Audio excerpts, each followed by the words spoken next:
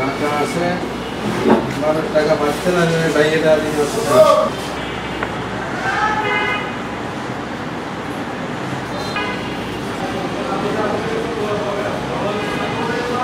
ছেলে নাই এখনই হচ্ছে আমি আমার উড়ে বাড়ির ওইতর দিয়ে আমি এমনির কাছে কি দেই তা আমার ছেলে যদি কোনো তোরে যায় আবার আসে আমি উড়ে বাড়ির পাশে যায় সেই কান্না করতেছি। আমার গ্রাম অঞ্চলে অনেক লোক আছে, তারা সবাই মানিক মানিক সকলে উত্তন্ত হয়ে গেছে। সেখানে ওরে বাড়ির ওই পাশেতে একটু সামান্য আর একটা দোকান আছে, খেরের পালা আছে, সেই খেরের পালার কাছে আমি যেই আইছি আমার সেটে একটা ফোন আছে। ফোন আসে আমি হচ্ছে গা কথা বলতেছি কেজর বেজর করে, আমি ওই কথাটা বুঝতেছি না।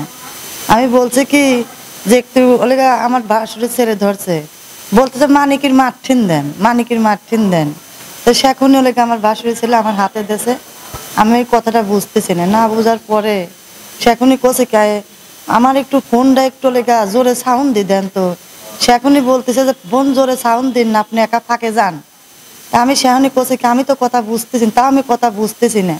তা আমি সেখনই একটা মিথ্যা কথা বলছি যে মানিকের বড় চাচা, মানিকের বড় চাচার সাথে কথা বলেন। আমি কথা বুঝতেছি না আমার বাড়ির পাশে।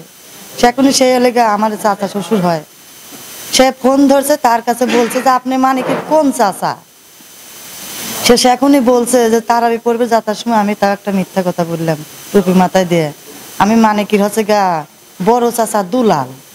সেখনই তার কাছে বলছে যে লেগা 5 লাখ টাকা মুক্তিপণ যাওয়া লাগবে মানিকের আব্বার একা। ওই সকালে 7টা সাড়ে 7টার দিকে আমার দোকান মুয়ে উদ্দেশ্যে বাজারে আইছিল। বাজার থেকে আমার বাড়ি বেশি দূরে না, 1/2 কিলো 1 কিলো, প্রতিদিন যেমনি আসে সেই দিনও সেই মতনই আইছিল। আসার পরে আর খোঁজাখুঁজি করি এদিক ওদিক পাই না, আত্মীয়স্বজন বাড়ি কুটুম বাড়ি যেখানে এলাকা সব জায়গায় খোঁজাখুঁজি করি পাইনি। তখন সন্ধ্যার সময় 8:45টার দিকে একটা নাম্বার থেকে কল আসে আমার ওয়াইফের নাম্বারে।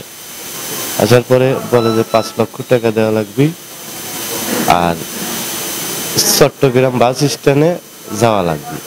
আমার প্রথমে 7 দিন করলে তোর আব্বা আর কিরা দিন আমাকে বলে কি তুই যদি না যাস তাহলে তোর বাড়ি ঘুম মেরে দেবো আর কুপাবো তোরে মোটলে। তারপরে আমি চলে আসি, তারপরে আমার হোটেলে খাওয়াইছে আর চা খাওয়াইছে, তারপরে আর মন নাই।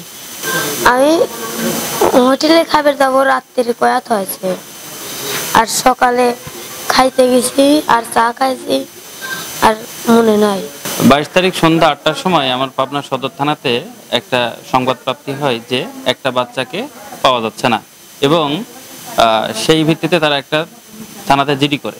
পরে 7:45-এর দিকে তার মায়ের ফোন নাম্বার একটা ফোন আসে যে 5 লাখ টাকা দাবি করা হয়।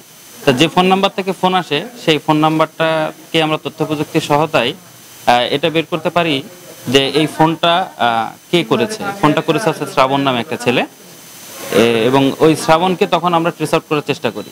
তখন আমরা জানতে পারি যে ও পাবনা এক্সপ্রেস বাসে করে চলে যাচ্ছে নারায়ণগঞ্জের উদ্দেশ্যে।